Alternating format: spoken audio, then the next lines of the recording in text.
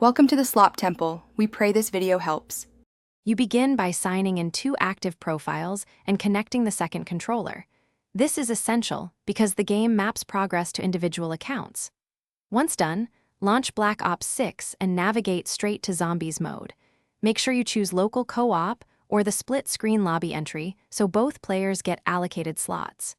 You do this now to avoid losing unlocks or multiplayer sync issues. Also double-check controller input on the character select screen before confirming, since input mismatch will block the second player. Once both players are in the lobby, adjust video settings to a balanced or performance profile so split screen runs smoothly. Lower resolution reduces frame drops and input lag. Next, assign controllers explicitly to player 1 and player 2 inside the character select. This ensures perks, weapons, and revive inputs map correctly. Then coordinate loadouts.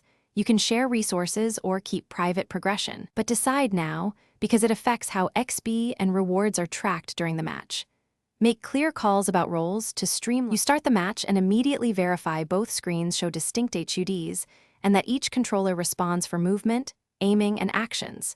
This confirms split screen initialized properly. If audio or microphone problems appear, toggle between party chat and in-game chat, then retest. Mismatched audio settings often mute one player. If the second player cannot join or input is ignored, reassign controllers in the lobby or quickly relaunch the session. Relaunching usually resolves profile syncing or controller handshake failures. Thanks for watching. Consider subscribing if we helped you.